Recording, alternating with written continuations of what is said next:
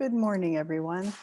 My name is Vicki Jungers, and I am the administrator of this church and your worshipship associate for this morning. And I am excited to invite you to our Living the Questions service. Our congregation is served by the Reverend A.J. Van Tyne, and we are joined for today's service by Petty Luffridge, our music director, Adrian Dills, our director of religious education, and our congregational troubadour, Jeff Chamberlain.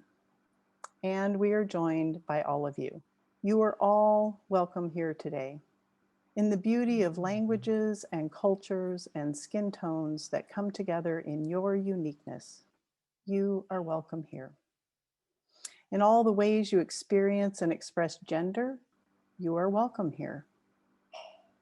In the beauty that is who you love and how you love, you are welcome here. In all the varied ways you move through and interact with the world, you are welcome here. With all the religious and ethical traditions that inform your spiritual life, you are welcome here.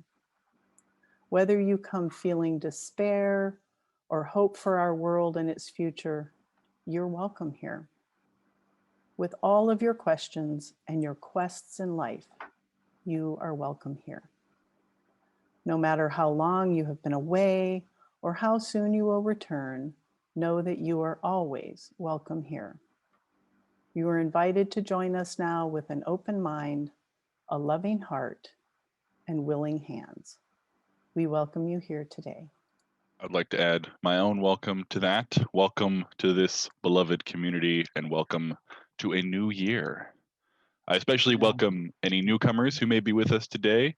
Each Sunday is a little bit different, so do come back a few times to get to know us. In fact, today is quite different. Normally, we have a sermon or a ritual as sort of the main meat, or some might say tofu, portion of the service. But today, we're doing a questions box service. Although we don't really have one box to collect all the questions in, but computers are basically questions, right? It's our Living the Question service. So what that means is that I will be answering your questions on the fly, mostly with no preparation. We got a few questions submitted ahead of time, but most of them will be from you posted into the chat. So we'll ask for your questions later on in the service. So just as we begin the service, just be thinking about what kind of question you might want to be asking. So now I invite Vicki to begin our worship by leading us in lighting our chalices. We light our chalice this morning with the words from Reverend Julianne Lepp. We seek our place in the world and the answers to our heart's deep questions. As we seek, may our hearts be open to unexpected answers. May the light of our chalice remind us that this is a community of warmth, of wisdom, and welcoming of multiple truths. Now I invite you to join us for our opening hymn, number 354, We Laugh, We Cry. We laugh, we cry, we live, we die, we dance, we sing our song. We need to feel there's something here to which we can belong. We need to feel the freedom just to have some time alone. But most of all, we need close friends we can call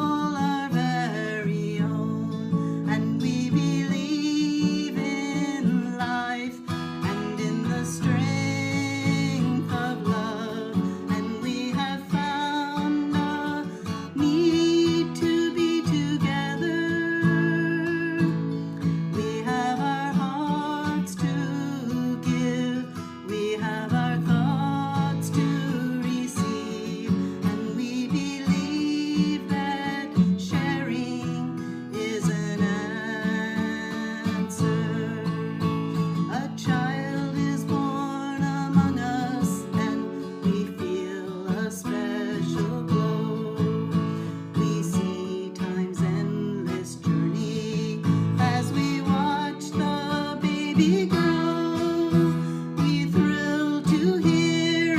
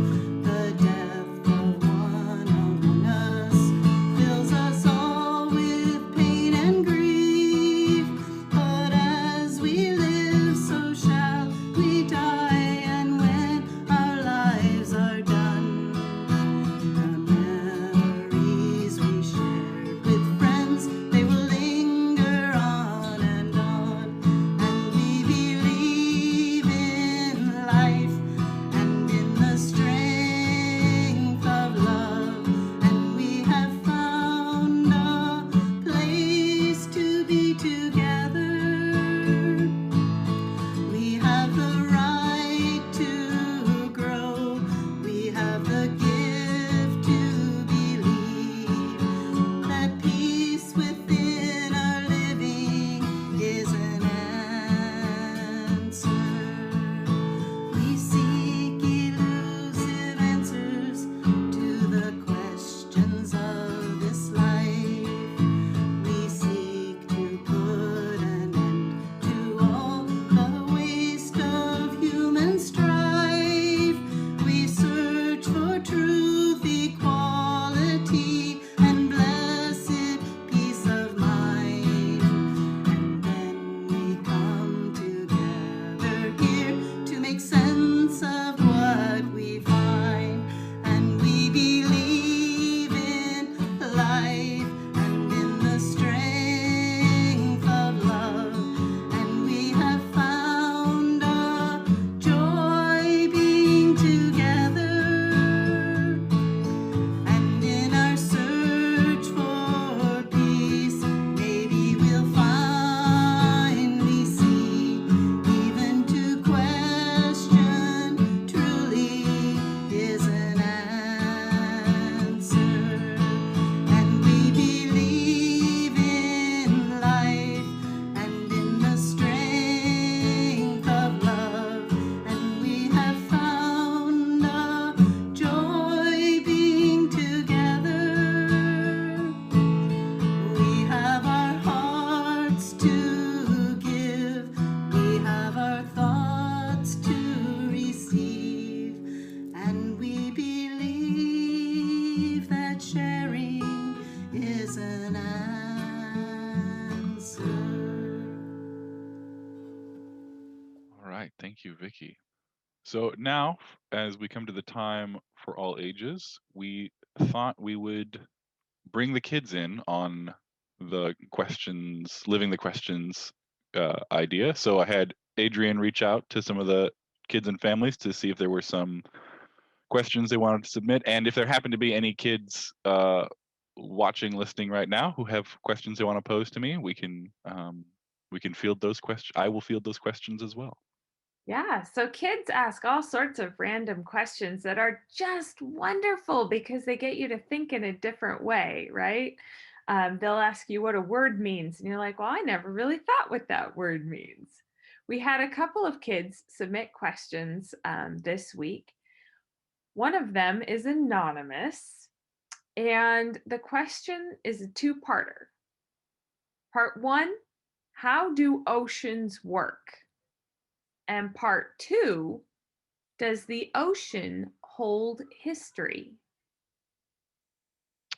Yes, I love these questions. I will preface this first of all by saying that I am not a scientist. I am a minister, a religious professional, and the first question certainly, and the second question to a certain extent, these are really great questions for a scientist, somebody who studies these kinds of things and has this knowledge like really at hand. So my answers may not be fully satisfactory, but in fact, what I did when I got this question in advance, I knew exactly who to talk to, which was actually my father-in-law, who is a scientist. He's been a professor. He's retired now, but was a professor for 30 years, and actually had his PhD in oceanography.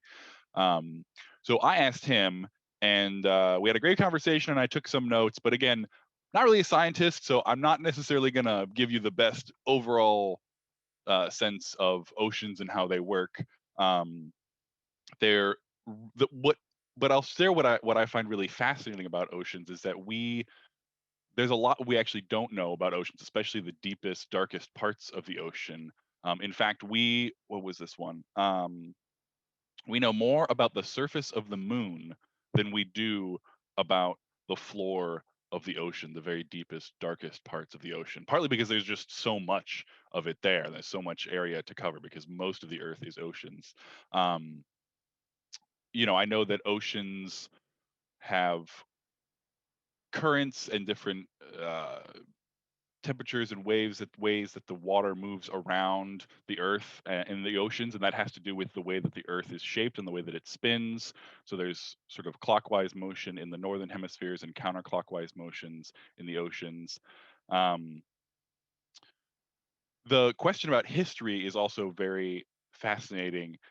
I'm sure that there are many poetic and mystical ways in which the ocean does hold history. Some that came to mind in that conversation, Ada actually said, my wife, the first thing that she thought of was that there are shipwrecks in the ocean. And so there's ships and boats and other sort of human artifacts from various points in history that end up sunk and preserved under the ocean. I mean, they'll decay a little bit, but you can go diving for shipwrecks and find out about the people who lived in ancient times and how they traveled across oceans.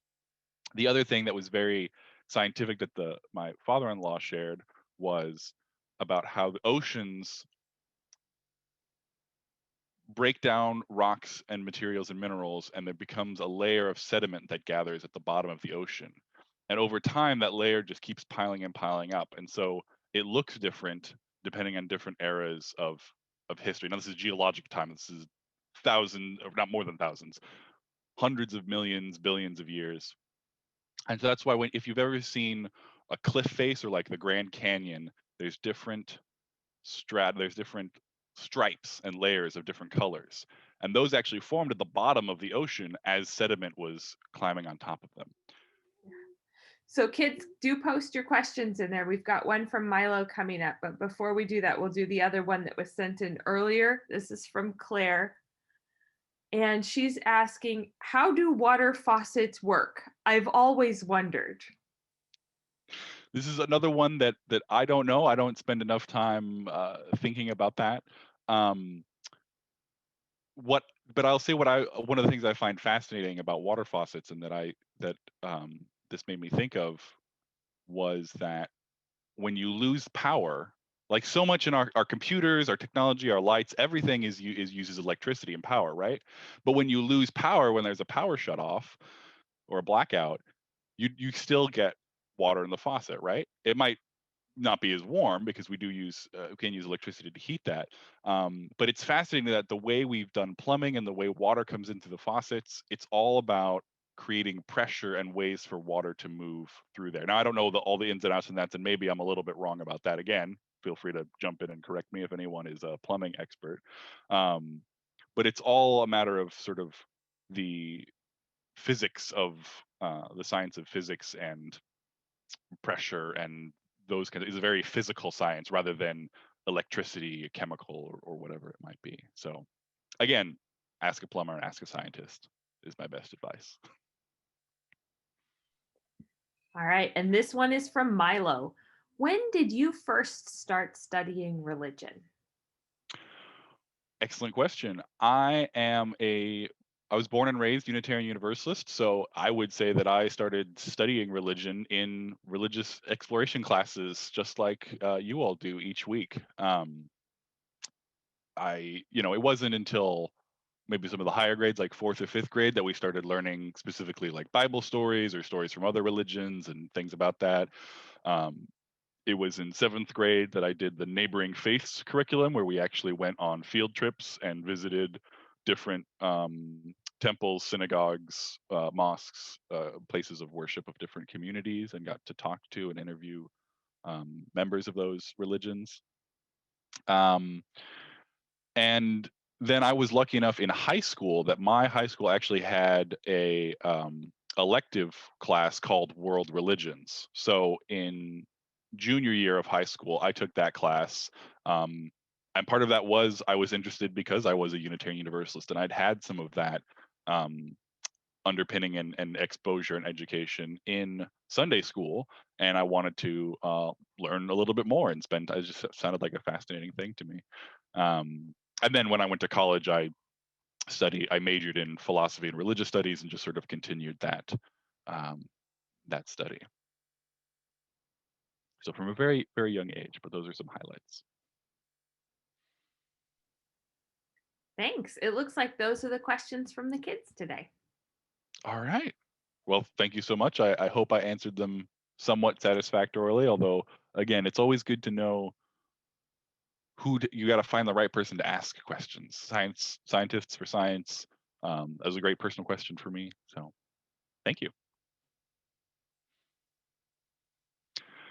All right. I now want to invite us into a time of our pastoral prayer and joys and sorrows.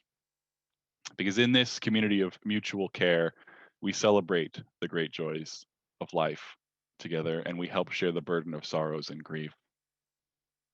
As such, each week we often share specific joys and sorrows from the lives of our members. We don't have any that were submitted this week for today, but if you ever have a joy or a sorrow that you would like shared on a Sunday, you can email joysandsorrows@mysfuu.org at any time. If you have something that was not emailed up ahead of time, but you would like to share now, you certainly may type it into the chat bar now for others to read. I invite you now into a time of meditation, reflection, and prayer. Great mystery which grounds us and surrounds us. Divine presence known by many names and in many ways. In this time of transition, of new beginnings, of a new year, of inauguration, may we find in our lives balance, and from stillness and groundedness, may we imagine our next steps forward. As our society at large struggles with steps forward and backward, as we continue to deal with the reality of white supremacy and nearly unfettered police violence, we make progress as the officer in Columbus, Ohio, who murdered Andre Hill has been fired, and as two of the police officers responsible for the murder of Breonna Taylor in Louisville, Kentucky, will be fired.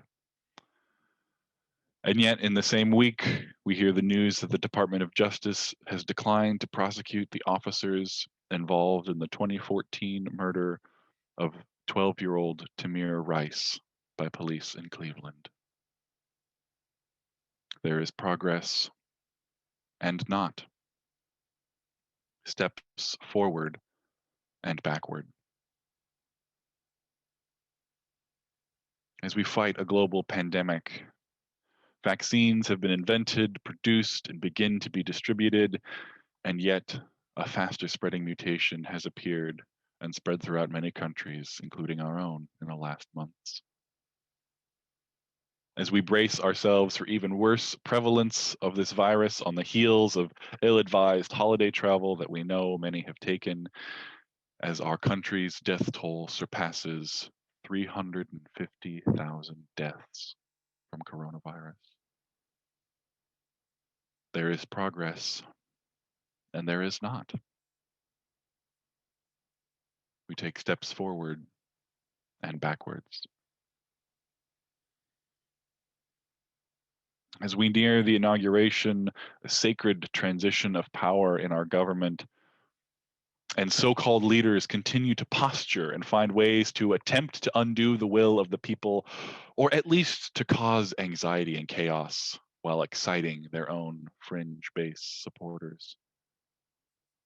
The transition to this new administration will be an exhalation of relief, though it will not be the radical change that our desperate times desperately call for. And the civil and social wounds that are rife with infection of fascism are not healed, and they continue to fester. The problems of the last 4 years and beyond have not been magically solved by one election. They will continue. The voters of Georgia live in our hearts and minds this week, as the twin runoffs will dictate the fate of the Senate, and therefore the fate of so many Americans suffering under economic stress that was truly suffocating even before the pandemic. There is progress, and there is not. There are steps forward and backwards. And in our own lives, as we ring in the new year, we find ourselves always on a fresh new day in a new experience, and also in the same situations, the same routines, the same sheltering in place. We may be fed by the joy of the holidays in this moment and hopeful for the next stages of crawling out of this pandemic. And yet we hold fear for a future that is not always certain. There is progress, and there is not.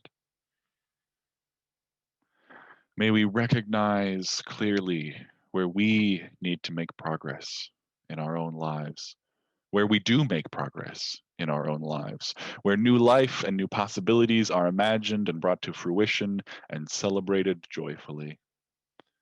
As we celebrate new births and new stages of life that pass into being all the time. And may we also recognize where we do not make progress. When we stumble, step backwards, when we make the same mistake that we've made 100 times, still striving to learn the lesson. May we simultaneously hold both compassion and grace for ourselves, knowing that we are whole and holy and beloved no matter the mistakes that we make. May we also grieve our losses and the harm that our errors have done, hold ourselves accountable, and stay committed to wake up the next day and do better each morning. O Spirit of imaginative progress and change, we know that yours is never a linear process, not for individual human growth, nor for the progress of the shared endeavor that is civilization. But rather, we are always taking steps both forward and backward, moving closer and further from the goal.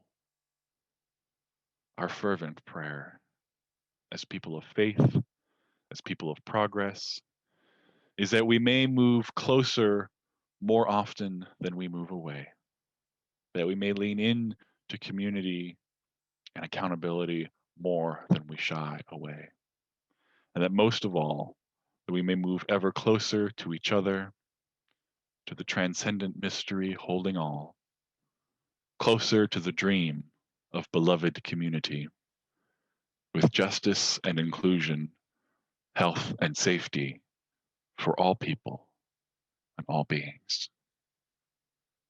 Amen. Blessed be. I invite you now to continue in the spirit of reflection, meditation, and prayer as we hear hymn 1003, Where Do We Come From?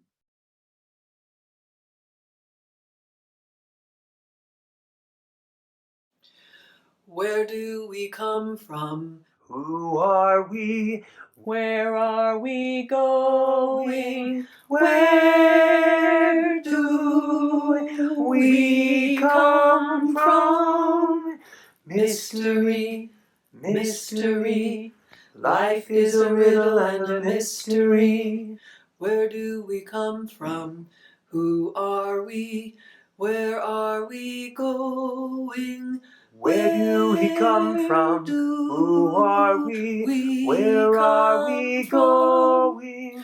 Where do we come from? Mystery. Who are we? we Where are we going? Where do we come from? Mystery. Who are we? Life is a riddle and a mystery. Where do we come from? Who are we? Where are we going? Where do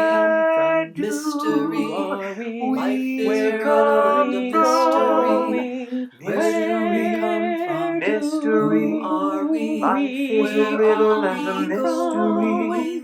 Where do we come from? Who are we? Where are we going? Where do we come from? Mystery, life is a riddle and a mystery. Mystery, mystery, life is a riddle and a mystery. Life is a riddle and a mystery. This reading is entitled Live the Questions by Rainer Maria Rilke. Have patience with everything unresolved in your heart, and try to love the questions themselves, as if they were locked rooms or books written in a very foreign language. Don't search for the answers which could not be given to you now, because you would not be able to live them. And the point is to live everything. Live the questions now. Perhaps then someday, far in the future, you will gradually, without even noticing it, live your way into the answer.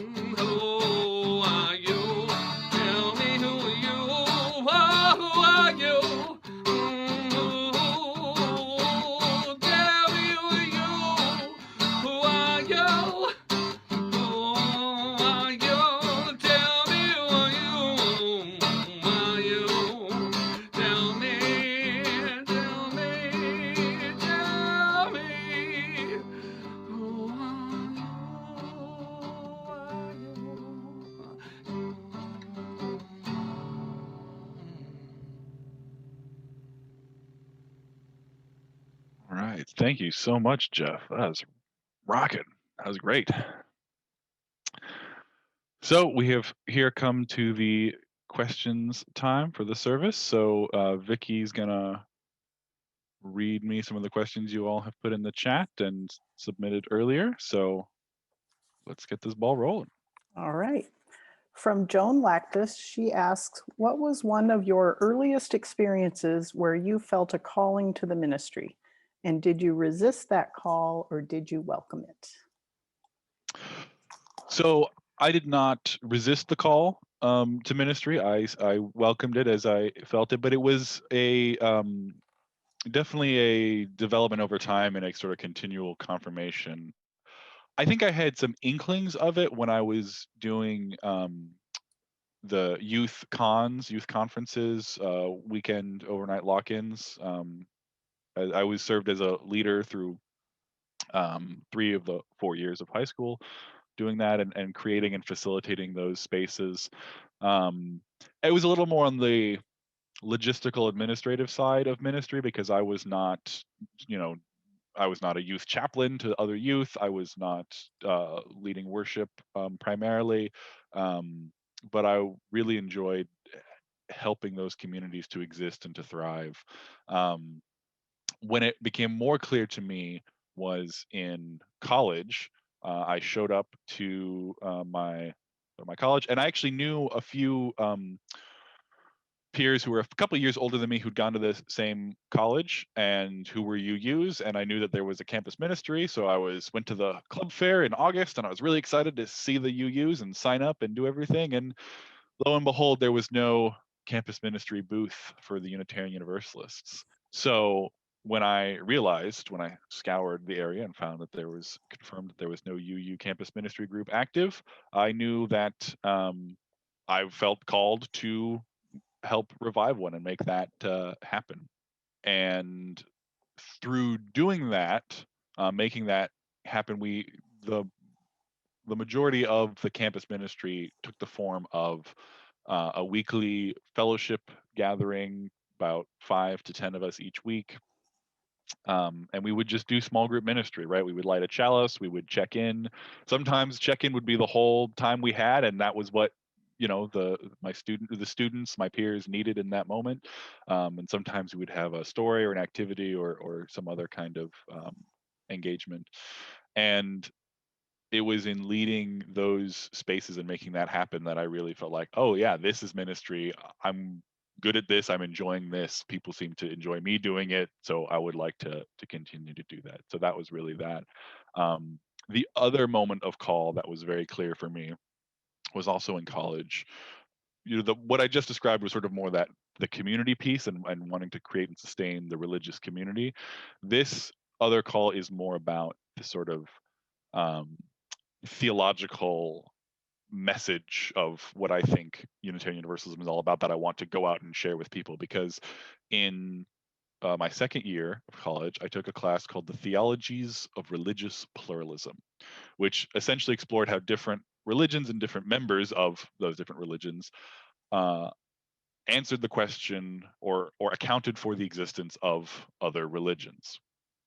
Because of course some religions would say, well, we're the only true religion, and the reason there's other religions is because of the devil, or people are just misguided, or whatever it may be. Like, those are the exclusivists.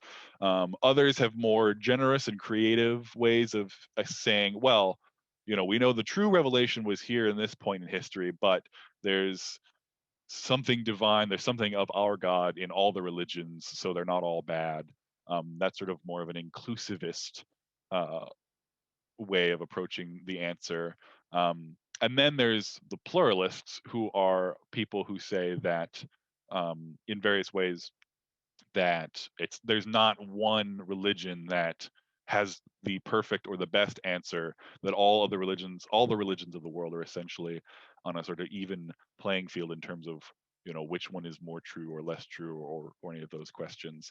And that can be, there's some very tricky philosophical corners you can get yourself backed into when you approach religion in that way. But my professor introduced me to a particular articulation of pluralism, which was very clear that it's not that we're saying all religions are true, or all religions are true insofar as they, have the golden rule, or say that we should be good to people.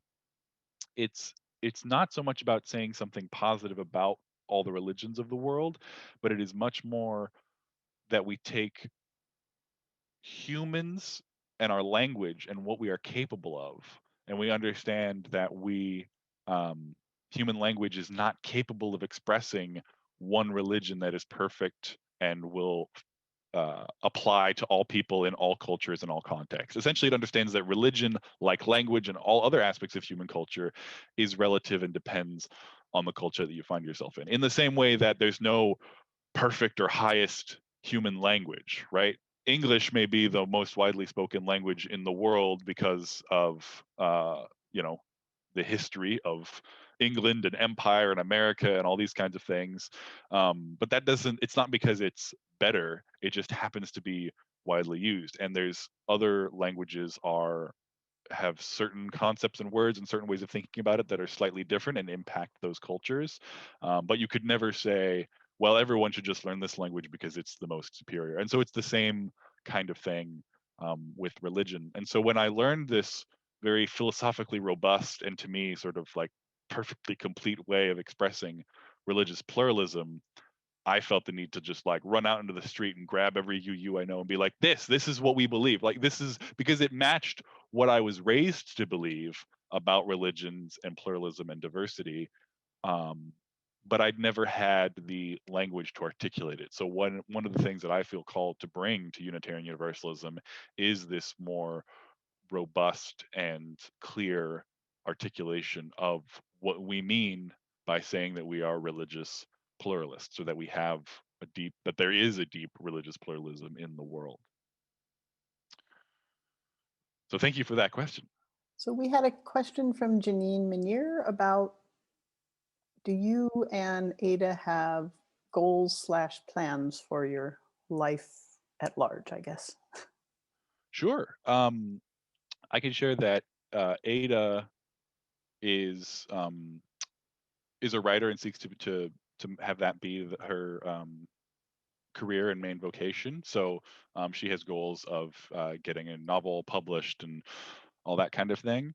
And actually, similarly, I would say that pursuant to what I was just talking about, I would love to at some point write a book of UU theology, of UU pluralism, and to really get these ideas out there in that succinct, robust way. Because I think I can be a little bit more clear if I'm able to write it down and edit and figure it out than just sort of winging it on the fly. So I don't know what form that will take or how that will come about, but yes, I would love to have a book on UU theology published by our UU Beacon, our publishing house, UU Beacon Press, or Skinner House. I believe this is Joan Harris. If it's not, please let me know in the chat.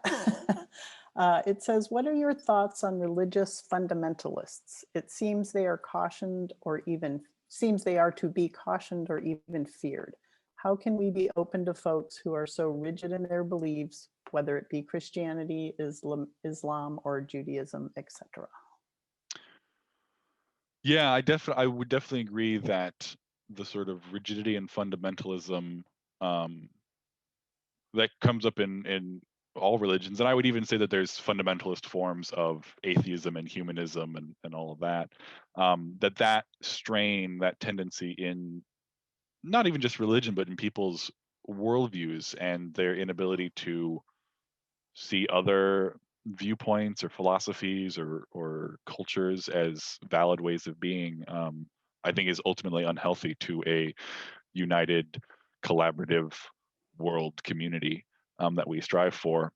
I think in terms of the sort of in that question, a question of, well, how do you deal with them? Do you stay in relationship with them? Do you not? I think it's important to do a couple things. One is to certainly to hold your own boundaries and not engage if things feel very unproductive or unhealthy for yourself, right? I don't think you owe it to fundamentalists or to the broader goal of world peace to, constantly throw yourself into conversations that are just frustrating and taxing and aren't going to make any progress or get anywhere. I do think we actually, for some reason, I'm coming back to something that was talked about in the book group that we had in the fall on how to be an anti-racist by Ibram X. Kendi. And part of the conversation we had was, well, what's the point of arguing with a racist neighbor or coworker or whatever, because are we really going to convince anybody's mind?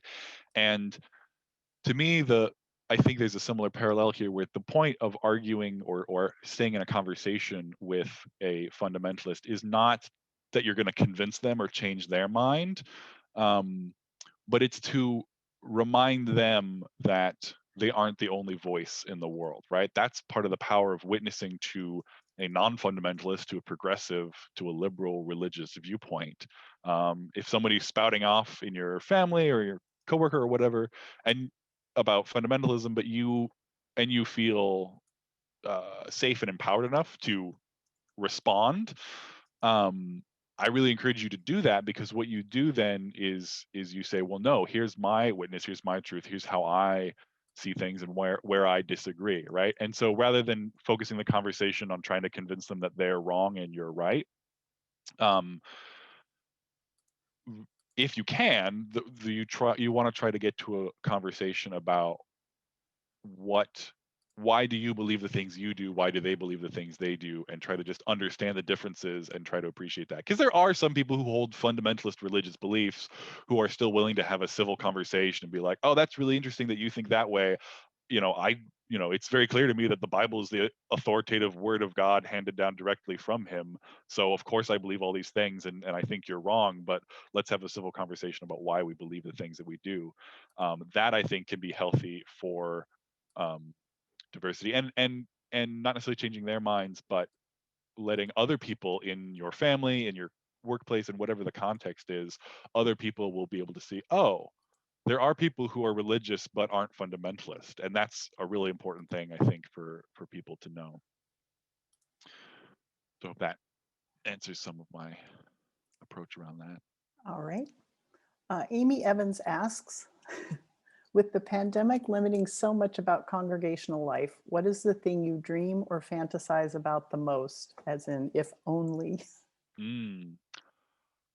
Just being able to be back in person on Sunday worship. I know that it will have to be adapted or augmented in some ways, especially at first. But and maybe the vision that I really want to yearn to get back to is more like a couple years down the road, because I'm thinking of singing, and I know that singing can be a problem with spreading the virus and everything. So I'm not saying that we will come back in person and then we'll be singing all together and everything. But with Jeff's beautiful music that we heard just now, it was just, there's so much energy and rocking, and it was great. And like, how much better would that be live? And how much better it would be to be all together with that, with the Life is a Riddle and a Mystery from our wonderful choir members, and just to be together in the same physical space.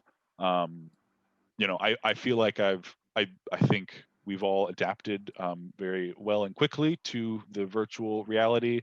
And at the same time, I think my preaching would be so much better if we were in person and able to do that whole, just the ritual of going to church and stepping into the pulpit and being with people and all those kinds of things. Like, everything about it, I think, would be so much more rewarding and fulfilling. So really, maybe this is not the most exciting. It's very sort of humble ambition, but Sunday morning worship in person will be very good to get back to, in whatever kind of form it can take.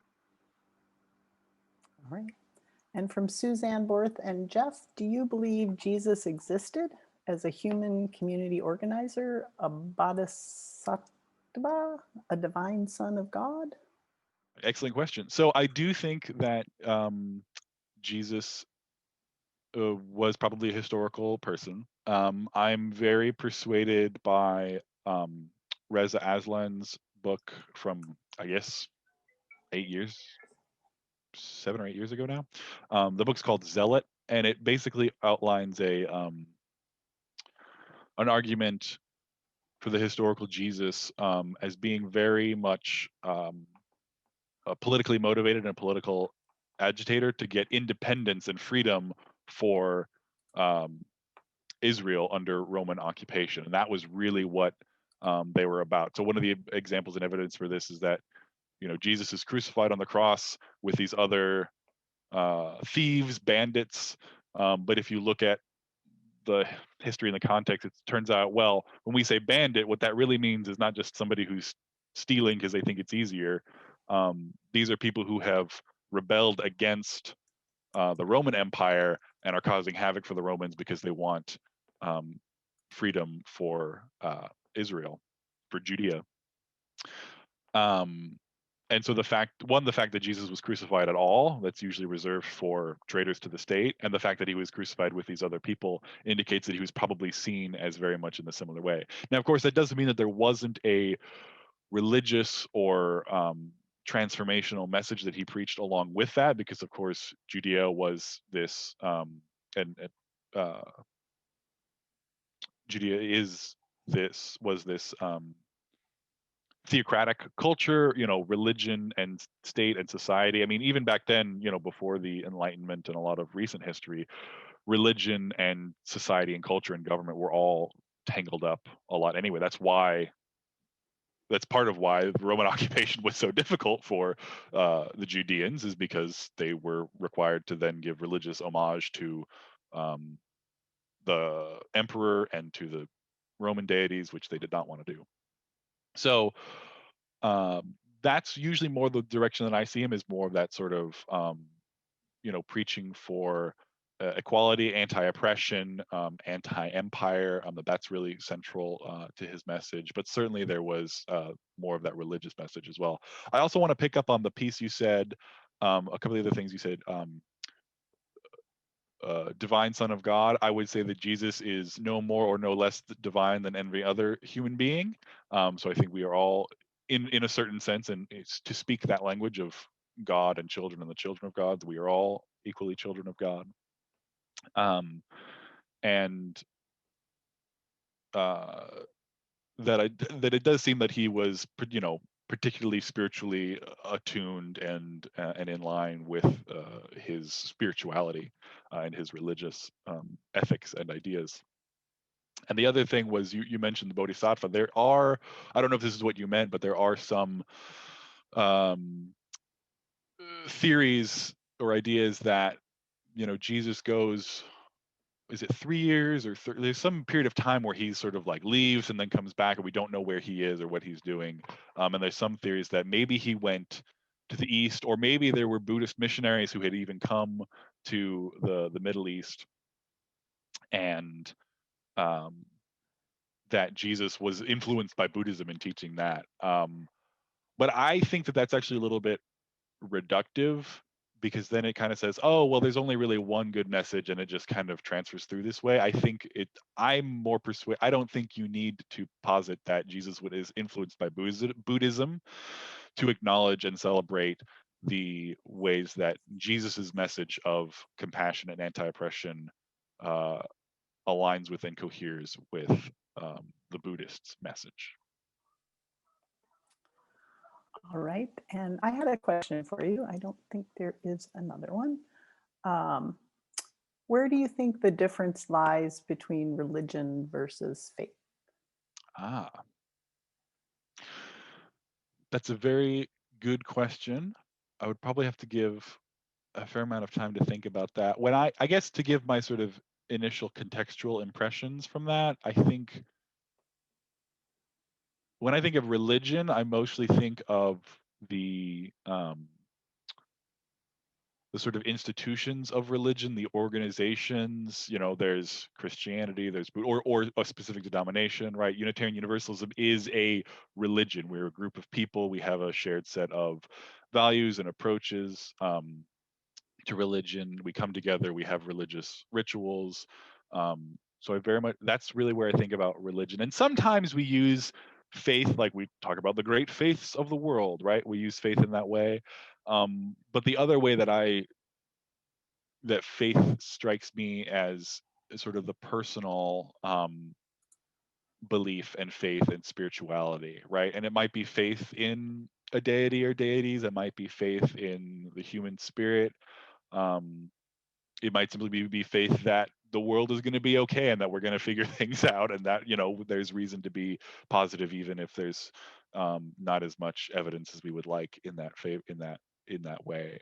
I certainly don't think of faith as believing in something despite evidence to the contrary, or blind faith, or anything like that. I really like the language of, I think I used it in the prayer this morning, a people of faith. And what I mean by that is people who share and espouse and promote values and morals and ethics and ways that we want to be in the world. Those things. Well, I think we have one last question for you. This is from Rocky Whitson. How do you understand the word worship in the UU context? So for me, you may have heard this before, I go straight to etymology with the word worship. And it really just means to ascribe worth to something. And so what we're doing in a worship service is we are affirming our values. We are affirming what is worthy and important to us. And sometimes that's each other, sometimes that's the community, sometimes that's our 7 principles. And, in the sense that, personally, in the sense that, the closest I would get to worship being, oh, we bow down before God. God is so great and amazing, and we're going to worship and adore God. In the way that a lot of religions in history have done that, it's been sort of this: God is great, you're puny and weak, and you must, bow down to God. And that's, certainly not. I don't think any UUs are doing that kind of worship.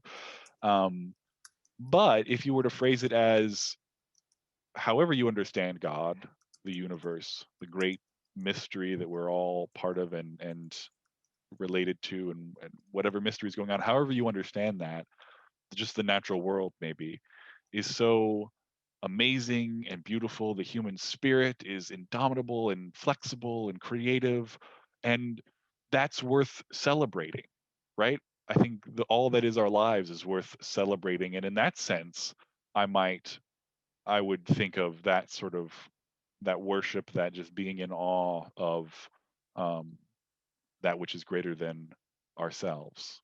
But that doesn't necessarily mean that that thing which is greater than ourselves, the universe, God, whatever it is sitting there tapping its foot saying, well, you need to worship me now. That I don't think the universe requires worship. I don't think, my understanding of God, of the oversoul, of the mystery that is, I don't think it wants or requires worship, but I think it, at least speaking for myself, it inspires worship, is one way that I'll put that. Thank you. Well, I think that's it for the questions. All right. Wow, that time went by really quickly. Thank you all for the questions. And of course, anytime, I'm your minister. Anytime you have a question, any of these are great. We don't have to wait for the question service to ask me any questions. So my inbox, my phone is always open. So All right. thank you all. I will take us to our closing hymn.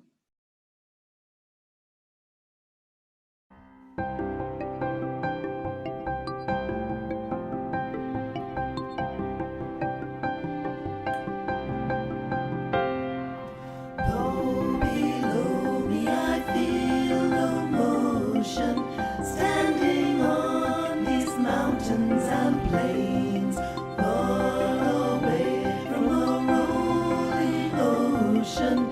Still my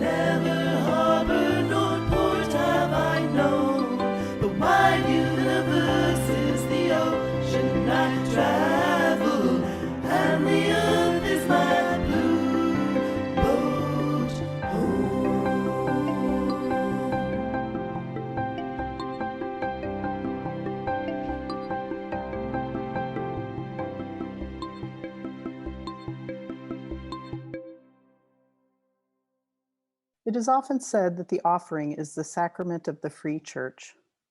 That is to say, everything this congregation is and has is only what we bring to it: our time, our talents, and our treasures. In person, this is the powerful ritual of literally passing the plate and chipping in. However, rather than ask you to split your attention from the service and give with technology during the offertory, we are now asking you to contribute after the service. As part of our ethic of generosity, we also split our monthly collection with a local community organization which is aligned with our values. This month, the Share the Plate recipient is the Auburn Interfaith Food Closet, which provides nutritious food to individuals and families in the Auburn area who do not have sufficient resources to purchase it themselves. Thank you for your generosity. May we always live the questions rather than demand an immediate answer. As we cast our questions into the deep, may we lean into complexity and relationship and know that an answer is only as good as the question being asked in the first place. Please join me now with the words to extinguish our chalice. As we go forth, may we carry the flame of peace and love until we meet again. Blessed be.